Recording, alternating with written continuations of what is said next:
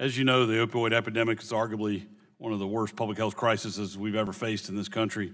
In North Carolina, we have 4 of the top 25 worst cities for abuse in the country, including Fayetteville, North Carolina, in my district. I don't believe there's one silver bullet solution, but I have honed in on one area that I do believe we can make a big difference, and that's the proper disposal of opioids. As I've examined disposal, I found that almost everyone I talk to back home, a light bulb goes off when we start talking about it, and they say, you know, I have a bottle of pills in my medicine cabinet. I talked to one woman who, for 5 years, moved her bottle of opioids with her as she moved from apartment to apartment. And just a few statistics to provide, there are as many as 200 million opioid prescriptions written each year. As many as 92% of patients don't complete that, in other words, have pills left over. Less than 10% of those folks properly dispose of them. So we're talking about a huge amount. And according to the National Institutes of Drug Abuse, 70% of heroin addictions start by a product found in a home medicine cabinet.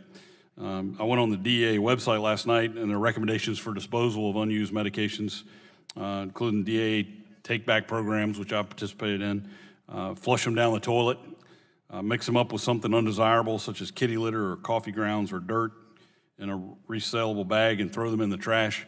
These are recommendations updated as of October 25th of 2017. Given all the statistics I've just listed and the scope of the opioid epidemic we're facing, do you think these recommendations are effective? Just yes or no?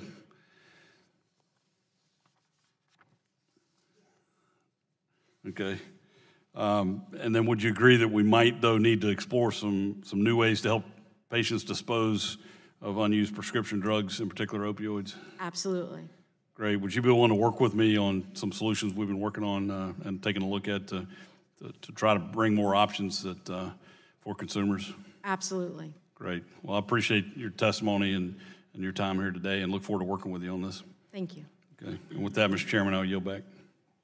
Chair thanks the gentleman. The gentleman yields back. Chair recognizes the gentleman from Virginia. Mr. Griffith, 5 minutes for questions, please. Thank you, Mr. Chairman. Appreciate it very